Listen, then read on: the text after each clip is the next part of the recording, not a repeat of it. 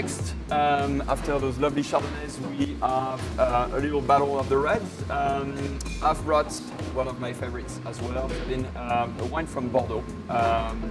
That's M de Marquiterme from Margaux, 2014.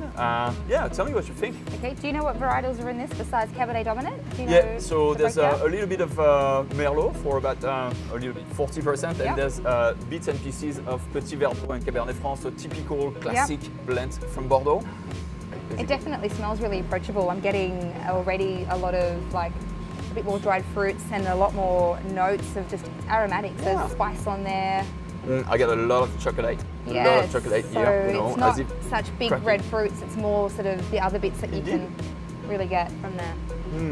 Yum. I love the tannin structure in that really wine. is. So this leaves you this very nice aftertaste, this very nice, you know, sort of a dry mouthfeel. Pretty round still. It is, but there's also, I feel like there's a lot of Merlot in there where it makes it a bit more approachable, where it's not this.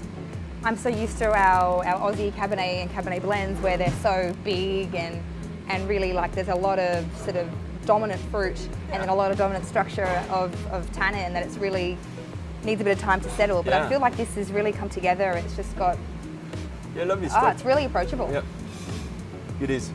Okay, so next we're looking at Sabine, what have you brought? I have the Flowstone. It's from the Margaret River and it's a straight Cabernet. So we've actually got the same vintage. So we've both got 2014 wines. So that would be interesting. we can Face to compare face. age-wise of how they're both tracking. Straight Cabernet from the Margaret River. Very, very similar climate to what you have with your wine with Bordeaux. So it's been the Mediterranean climate, very, very similar, where we've got some coastal breeze coming through. Yet it's also inland. So you're getting even the soils. Everything is very similar.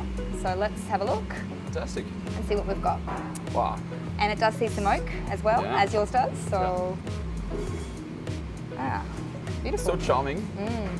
Straight away you have something, you know, a bit more, a bit juicier, you know, jammier, I would say. But you can tell, you know, the oak sort of winemaking here, you know, brings some sort of a lovely smoky character as well into it. But again, that fleshiness is obviously bigger than the French, but it's like we saw with the Aussie Chardonnay. It's got the same thing where you get a lot more of that primary character coming through. So you get more of those juicy red berries, and with yours it was more sort of the secondary characters coming through. So a lot more of that spice and a bit more influence from the oak and the treatment of the wine. Wow. You get more eucalyptus, a bit more red currant and sort of black currant on there. Yeah, but the tannin structure is definitely a bit more up there. It's a bigger style wine, I think. What impresses me is the mouthfeel. It's so silky, you know, velvety already. You have some, you know, vanilla hints a little bit here, some which cherry, from you the know, oak. sultanas as well. Perfect to drink now, you know. I think with the age that it has, it's drinking very well. I think with the Bordeaux, you probably could have waited. We probably could keep that, and it would be a bit more ideal in a few more years. But I think the Flowstone right now is at the optimal time. Yeah. Oh, spot on. So it's probably something I would pair with some food. You know, I think it definitely. It's rich, complex, but wow.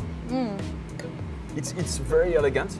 I've tried some other Cabernets, you know, from Western Australia, and I think this has a very lovely elegance into it, you know. But it also has this beautiful structure, and I think the tannin structure just sits really lovely. Sometimes with Cabernet you get a bit of a hollow sense, and that's why they often blend.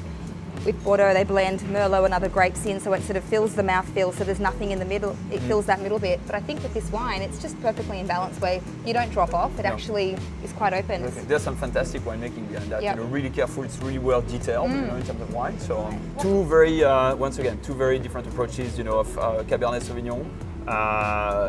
From the same vintage, that's really striking. I think that made it really good to be able to look at two wines from like polar opposites pretty much, and seeing the same vintage was really good. Yeah. Perfect.